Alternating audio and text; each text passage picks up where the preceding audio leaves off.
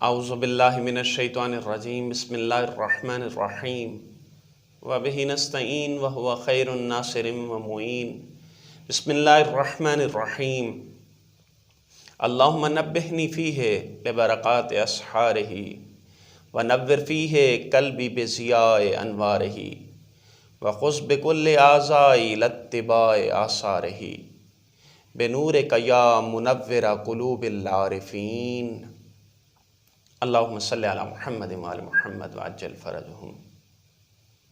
عزیزان محترم، خداوند متعال کی بے پناہ رحمت اور بخشش اس مہینے میں انسان کی طرف آ چکی ہے۔ اب یہ انسان کے بس کی بات ہے کہ وہ خدا کی بے پناہ رحمتوں میں سے کس قدر رحمتیں اپنے دامن میں سمیٹ سکتا ہے۔ خدا کی رحمت، خدا کا خصوصی لطف کہ ہم آج ایک مرتبہ پھر 18ویں دن کی دعا کی شرح کے ساتھ آپ کی خدمت میں حاضر ہیں۔ روایت کے جملے ہیں کہ جو شخص اس دعا کو پڑھے گا اس کو 1000 نبی کے جتنا ثواب عطا کیا جائے گا۔ اس دعا کے ساتھ کہ خداوند متعال ہمیں ایسے لوگوں میں سے شمار فرمائے، ہم دعا کی شرح کی طرف بڑھتے ہیں۔ دعا کا پہلا جملہ اللہم نبہنی فیہ لبرکات اسحارہ، خدایا مجھے بیدار رکھ تاکہ میں اس کی سحر کی برکتوں سے استفادہ کر سکوں۔ خدایا مجھے ماہ مبارک کی سحر کی برکتوں سے فیضیاب ہونے کے لیے بیدار رکھ۔ علماء کرام فرماتے ہیں کہ ہمیں جو کچھ بھی عطا ہوا وہ سحر خیزی سے عطا ہوا، اور عفا کہتے ہیں ہم نے جتنی بھی سیر و سلوک کی منازل طے کی سحر خیزی کی وجہ سے کی، اور انسان اگر مانوی لحاظ سے کسی مقام پر پہنچتا ہے تو اسی سحر خیزی کی وجہ سے۔ اور رات کا وقت خدا سے مناجات کے لیے خصوصی وقت ہے کہ جس میں خدا اور بندے کے درمیان کوئی حائل نہیں۔ انسان اپنے دنیاوی اموروں سے کٹ چکا ہے، عزیز و اقارب سے کٹ چکا ہے، اور اس کا رابطہ خدا کے ساتھ منسلک ہو چکا ہے۔ دعا نے کہا خدایا مجھے بیدار رکھ تاکہ میں سحر کے تمام برکتوں سے فیضیاب ہو سکوں۔ سحر کی جتنی برکتیں ہیں وہ میں اپنے دامن میں سمیٹ سکوں۔ عزیزان محترم، معمولاً دیکھنے میں یہ آیا ہے کہ مسلمان مومنین سحر کے وقت اٹھتے تو ہیں لیکن کھانا کھا کے سو جاتے ہیں۔ ان میں سے کچھ ایسے ہیں کہ جو کھانا کھا کر سحری کر کے صبح کی 2 رکعت نماز پڑھیں گے اور پھر سو جائیں گے، لیکن سحر کے وقت سے اس طرح استفادہ نہیں کر سکتے کہ جس طرح کرنے کا حق ہے۔ ملا آخوند کاشی کے بارے میں مشہور ہے کہ وہ سحر خیزی کیا کرتے تھے، نہ صرف ماہ رمضان میں بلکہ پورا سال سحر خیزی کرتے تھے۔ ایک مرتبہ ان کے شاگرد نے اصرار کیا کہ آپ آج افطار میری طرف کریں۔ ملا آخوند کاشی اپنے شاگرد کے گھر چلے گئے، افطار کیا، اور افطار کے بعد جب چلنے لگے تو شاگرد نے اصرار کیا کہ آج کی رات آپ میری طرف ٹھہریں۔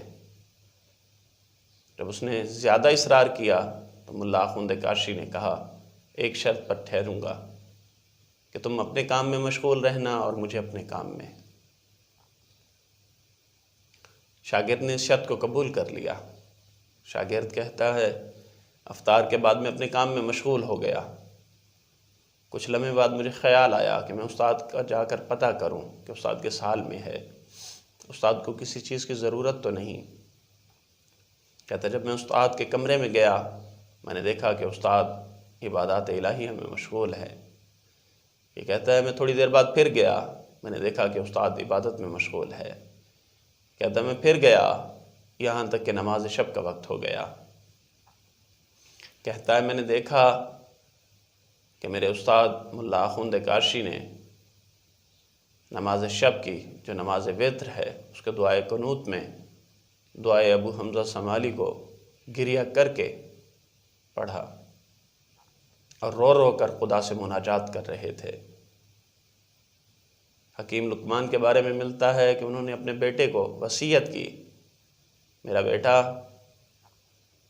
کہیں ایسا نہ ہو کہ مرغا تم سے زیادہ ہوشیار نکل جائے، تم تو صبح کے وقت سوئے رہو اور وہ اٹھ کر خدا سے بخشش طلب کرے۔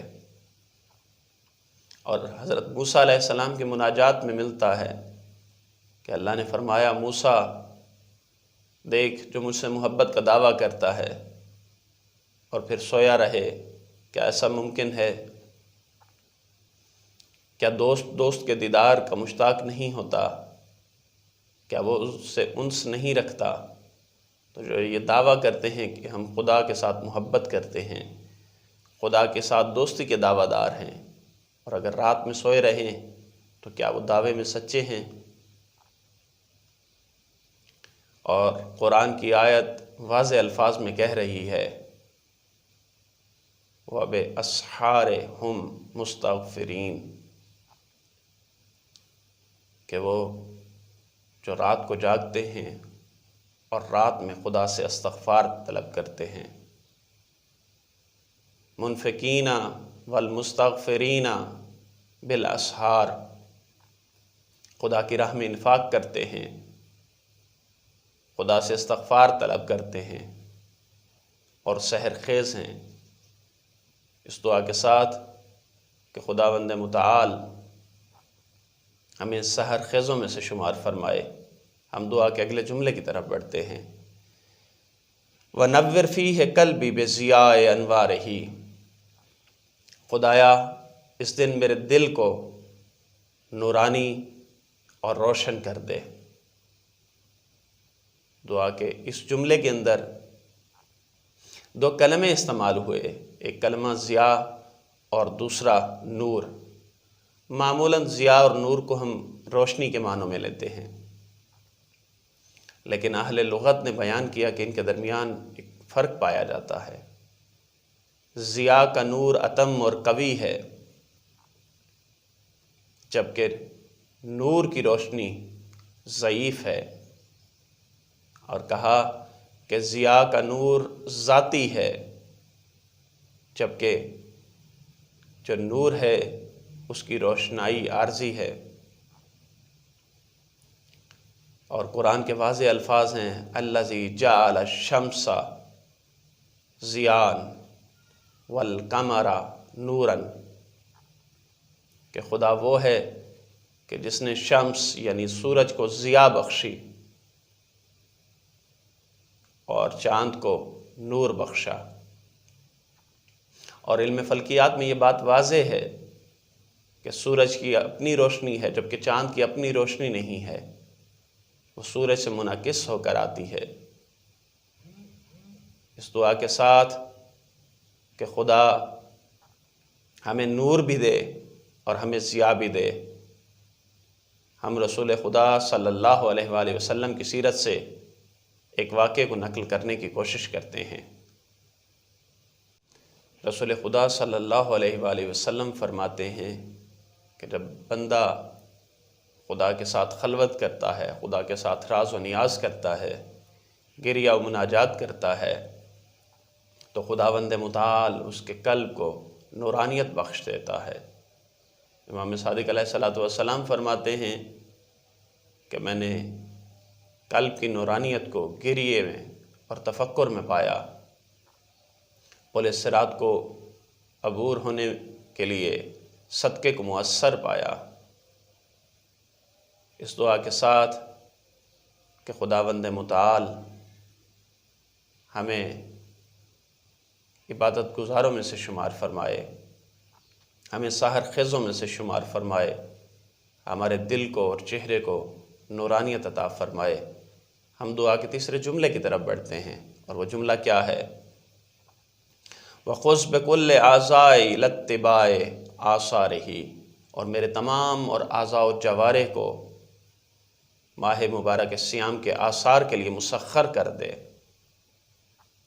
آپ جملے کی طرف توجہ کریں کہ ماہ مبارک صیام کے جتنے بھی آثار و برکات ہیں، میرے ایک ایک اعضاء و جوارح کو اس کے لیے مسخر کر دے، یعنی میرے ہر اعضاء و جوارح سے ماہ صیام کی خوشبو آئے، عبودیت کی خوشبو آئے، میرا ہر اعضاء و جوارح خداوند متعال کے تابع اور فرما بردار ہو، کہ جہاں خدا کہے تو میرا اعضاء و جوارح حرکت کرے، اور جہاں سے خدا روکے تو میرا ہر اعضاء و جوارح وہاں سے رک جائے۔ مثلا خدا نے کہا کہ آنکھ نہیں اٹھانی تو پھر نہیں اٹھانی، خدا نے کہا ہاتھ نہیں اٹھانا تو نہیں اٹھانا، خدا نے کہا قدم نہیں بڑھانا تو پھر نہیں بڑھانا، اور جہاں خدا حکم دے دے کہ یہاں قدم بڑھانا ہے تو پھر وہاں قدم رکے نا، اور جہاں خدا کہہ دے کہ یہاں دیکھنا ثواب ہے تو پھر آنکھیں بند نہ ہوں، اور جہاں خدا کہہ دے کہ یہاں پر ہاتھ چلانا ہے تو پھر ہاتھ بندھے نہ ہوں۔ عزیزان محترم، ان 30 دنوں میں خداوند متعال انسان کو پریکٹس کروا رہا ہے کہ اپنے اعضاء و جوارح کو میرا مطیع اور فرما بردار بنا دو، اور ہم آج کے دن خدا سے دعا کر رہے ہیں، خدایا ہمارے ہر اعضاء و جوارح کو ماہ صیام کی برکات کے لیے مسخر کر دے۔ خداوندہ کہیں ایسا نہ ہو کہ ماہ مبارک صیام چلا جائے اور ہمارے اعضاء و جوارح 11 ماہ کی طرح گناہوں میں ڈوبے رہیں۔ عزیزان محترم، امام سجاد علیہ السلام کا ایک رسالہ ہے، اس کا نام ہے رسالہ حقوق امام سجاد علیہ السلام۔ اس میں امام نے ہر اپنے اعضاء اور جوارح کے بارے میں لکھا کہ تیرا ہر اعضاء اور جوارح کیا حق رکھتا ہے، آنکھ کا کیا حق ہے، ناک کا کیا حق ہے، کان کا کیا حق ہے، زبان کا کیا حق ہے، ہاتھ کا کیا حق ہے۔ عزیزان محترم، ویڈیو کے طولانی ہونے کی وجہ سے میں ان سے صرف نظر کرتا ہوں، اور آپ لوگوں سے التماس کرتا ہوں کہ ایک مرتبہ امام سجاد علیہ السلام کے اس رسالہ حقوق کو ضرور پڑھیے، تاکہ ہمیں پتہ چل سکے کہ ہمارے کس عضو کا، کس جوارح کا ہم پر کیا حق ہے، تاکہ ہم اسے صحیح سمت میں استعمال کریں، اور روز قیامت کوئی ہمارا اعضاء و جوارح ہمارے خلاف گواہی نہ دے۔ اس دعا کے ساتھ ہم بڑھتے ہیں دعا کے آخری جملے کی طرف، اور دعا کا آخری جملہ ہے بے نور کا یا منور قلوب العارفین۔